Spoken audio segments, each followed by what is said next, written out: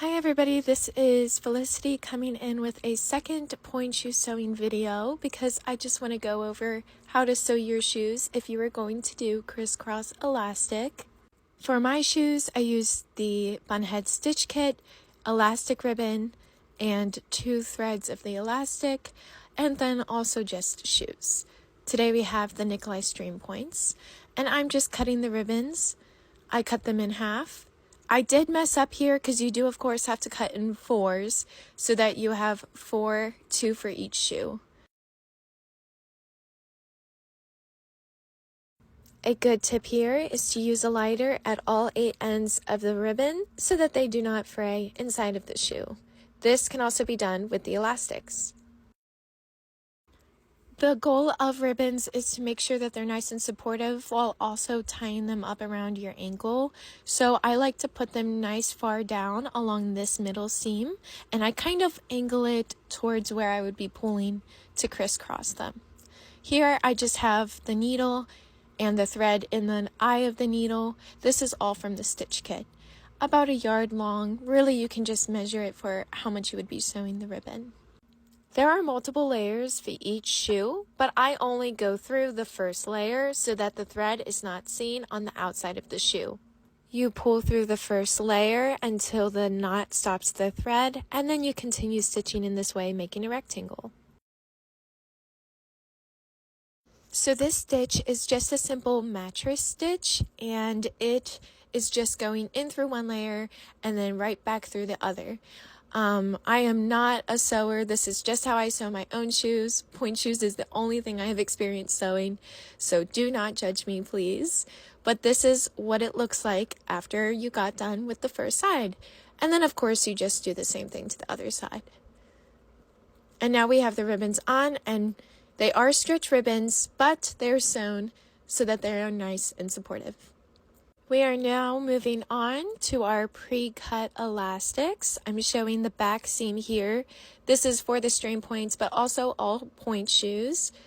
You are going to want to measure out where the end of the shank lies, and that's about where you want to start sewing for your elastics. So I'm showing with a pen, okay, the shank ends right there, and that's about how close we want to sew next to the seam.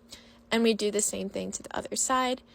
That's also how far down I believe all point shoes should be sewn, especially if this is your first pair, because that way the elastics actually hold the shoe up over the heel and also support with the crisscross. And I'm just showing how you would sew. I again take the needle, I place down where the elastic will be sewn, and I just start with the same type of stitch that we did with the ribbons. Again, I'm only sewing through one of the layers, not both of them, and I will be sewing one big rectangle.